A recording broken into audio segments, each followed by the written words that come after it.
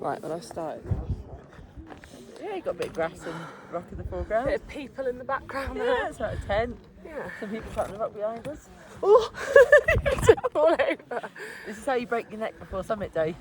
Oh my gosh, we are sat on a bit of an incline. Yeah, it's a bit stupid, this, isn't it? Right, okay. Right, okay. We'll just have to lean forward a little bit. Okay. Okay. She's like, I'm with Jo, so she is one of the team members on this women-led climb up Kilimanjaro for Women's Day 2024. I'm struggling to breathe because we're at quite high altitude here, so excuse me. But Jo has the most amazing story that I just think is very inspiring, so I thought it'd be really cool to, well, she's very kindly offered to share her story with you all. So, Jo, over to you. gosh, I just had said. It's a long one. February 2017, had a rotational fall on the horse. The horse landed on top of me, had a serious trauma, and the air ambulance attended, and I was taken off to Southampton General. Had serious back injury that's caused nerve problems, fractured dislocation of my left elbow. There's a complex fracture, so it's left me with some nerve damage in my arm. Had a head injury. Short-term memory's been affected slightly by that, and yeah, got quite a long stay in hospital. Then got a decent 3-month rehab period with my parents. Wasn't allowed to go home for a while, and had to sort of relearn lots of things. So the nerve damage down my arm isn't particularly significant. I get funny feelings in it. My legs, the nerve damage is more significant. So when I'm walking in my walking boots, I've got no feeling at all in my feet. When I'm in trainers, I've got an awareness of what's happening underneath me, but not feeling that a normal person would have. And then when I sit on the horse and ride the horse, I have no feeling in my legs from sort of my waist down, and my left side is quite weak. So it's been a long journey of rehab, to be honest. And I can't believe that you're climbing Kilimanjaro and you can't even feel your feet. I just think that's incredible. Oh, I slipped today. I know, yeah, I saw, I was behind you, I saved you. With my pole. Your pole and my bag. Yeah, I slipped.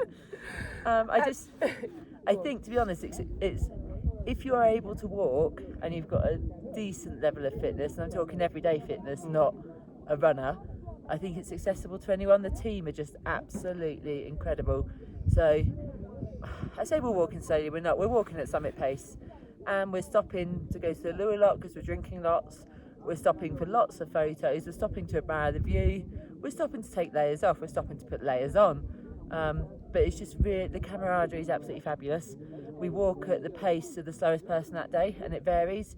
Yesterday it was me because I had a cracking headache. Today it was another member of the team, and it's absolutely fine. The person that's struggling goes towards the front, and they're looked after by everyone else. I mean, I've been on quite a few expeditions. I've been very lucky. I've been 5 or 6 expeditions with 4 market leaders, and the team here, it's different. The camaraderie is there. So the setup in regards to tent, the cook tent, and that is the same. Meals are really, really good. What do you think, what's your, because I know obviously you've been on a lot of these sort of adventures and things before. How does this compare in terms of like the team and the equipment and just everything, like the organisation? What's your experience about it? Well, you liking it's it? the best sleeping bag and sleeping mat I've ever had in my life, and a pillow. I've got to say, not cold at all at night. I'm just in my normal pyjamas that I have at home. I've got fleeces with me, thermals. I haven't needed to wear them. The sleeping bags come with a liner. The mattress itself, I do struggle after my accident. I am quite uncomfortable at night, but here I haven't been. The mattress is a good 3 inches thick, and it's actually a proper mattress. Tent setup's really good. You get hot water every morning, every evening to make sure you can wash. There's always water on tap for drinking. I think the thing for me as well is it feels different camaraderie wise because we've got so many women. So, and the team, including us guys walking, there's 24 women and then 5 male porters, and the women are really, really proud to be here. There's so much singing, dancing, celebration. They're really happy to see us, and they're really happy that we're doing well. They want us to succeed. They want us to get to the summit, and because of that, they really do look after us. So to give you an example, sort of 20 minutes out from each camp, they've come skipping down the hill like mountain goats. You've never seen people get across really rocky, rugged terrain so quickly. Hoik our bags off our backs, and then off they skip, cheering, singing, dancing. We're knackered. We're out of breath, we're at altitude, we're walking really slowly, and then we get into camp and everyone's cheering, they're happy. And I've got to say, the 5 male porters have been phenomenal. They've let the women on this expedition have their moment. They've stood back, they've joined in, but you can see they're really, really proud of these women that are actually, they're pathfinding. When you look at the other expeditions that are out and about, a couple of other companies have tried to do the same thing, and they haven't got nearly as many women. And I don't think their groups are as well looked after. So you look at our group, everyone's been given a waterproof jacket. So every member of staff, no matter if they're porter, cook, camp assistant or a head guide, they've all got waterproof jackets, they've all got really good footwear, they've got decent bags, all the kit's weighed, so absolute maximum of 20 kilograms. That's evenly shared out. Hello. How are you? We're good. How are you? Good. It was the lunch. Oh, we had our favourite chapatis. I love chapatis. Oh, Yes. you're welcome. They're our Thank favourite, you. aren't they? Okay, don't worry. You're welcome. Thank you so Thank much. you so much. Okay. So my next question was going to be about the food. What do you think about the food? So that was our wonderful cook that popped in to say hello I to know, us. she's absolutely amazing. She's so lovely. The food has been Yeah. plentiful, but actually it's been really high calorie but not dense. The variety really has been fresh. fresh. The variety has been absolutely fabulous, and they've catered for every single dietary need, including likes and dislikes. They've bent over backwards, to be honest. Yeah. It's What's been your favourite meal so far? chapatis. Yeah. Chapati. That's an old favourite. I've been lucky. I've been to Tanzania before, Oh, and yeah. chapatis are an old favourite. Yeah. But they had a vegetable sort of stew with it and some boiled chicken. That was insane. Yeah, and the soups are so good. So we've Yeah. just had a resupply today as well. So we've got more fresh fruit and veg up here, and the mangoes, Oh, the mangoes are Oh. insane, and the pineapple.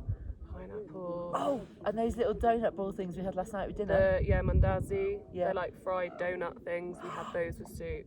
When we I got to So say this. nice. Go on. So yesterday we got to the top of Lava Tower. Now Lava Tower is 4,600 metres, and it's rugged. Is probably the best way to describe the walk. Yeah. Like don't come to Killy and expect fresh, like worn trodden paths. It's rugged. Yeah, we've been climbing a lot Yeah, today. and scrambling. But yesterday, Lava Tower, we get to the top, and as I said, I had a headache. Altitude had got to me yesterday. Everyone was really looking after me, and I cried because these women had carried not only our full mess tent up to the top, they'd also carried the kitchen, and 2 toilets were set up for us. We've been wild weeing. We're very good at that, aren't we? Yeah.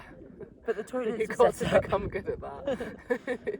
And then we have a really nice, I think it's beetroot soup yesterday, wasn't it? Beetroot Yeah, and beetroot potato. soup. Yeah. And then they bring out pizza and chips. Mm. Absolutely incredible. On the top, like 4,600 metres up on the side of this mountain with no facilities. They've carried everything up. Absolutely then starts hammering down with rain. And to be able to put all your waterproofs on in a tent, stood up, it doesn't sound much when you're sat at home watching this, but on the side of the mountain, the fact that the rest of your kit's all dry, Yeah. it was really good, wasn't it? Definitely. And if people are sort of thinking, oh, I might not be very fit, or they might be, partially disabled, or I mean, I still can't get over the fact that you can't feel your feet. Well, until you I saw me just slip. think it's incredible. When she saw me slip, she then realised I really can't feel my feet. But what would be your message to people that are, can maybe consider it but might not think that they can do it? What would you say to them? I think anything's possible. My mindset has been a massive part of my recovery, to be fair, and I've gone off and done some weird, wonderful and pretty wacky things. I've been very lucky. I think personally that if you are able to spend 10 hours a day on your feet, not every single day, and you're able to walk 10 kilometres, you can do this trip. I don't think you need to be a gym buddy, bunny, a runner, a swimmer. An everyday person could do this with a decent level of fitness. When I say decent level of fitness, maybe someone that walks their dog every day, or someone that's got a job and they're on their feet every day. And if you don't have either of those, if you're able to go for a long walk at weekend and a couple of short walks in a week, that's plenty. And it's all mindset, like you said, isn't it? Yeah. It is, you know, one foot in front of the other. It's going to We can hurt. do this. Yeah. It is going to hurt. You're at altitude. For me, physically, it hasn't hurt yet. And I say yet, we've got summit day to come. But actually, the altitude, I felt really rough. And not rough enough that I couldn't carry on, but I had the most debilitating headache. It was a cracking headache. And it was one foot in front of the other. And the team were asking me if I was okay, and I managed a grunt, and that was about it. So I think there's more of a mindset thing, if I'm honest. Yeah, definitely. Well, thanks, Jo. You're welcome. And let's do this. Let's do this. High five. High five.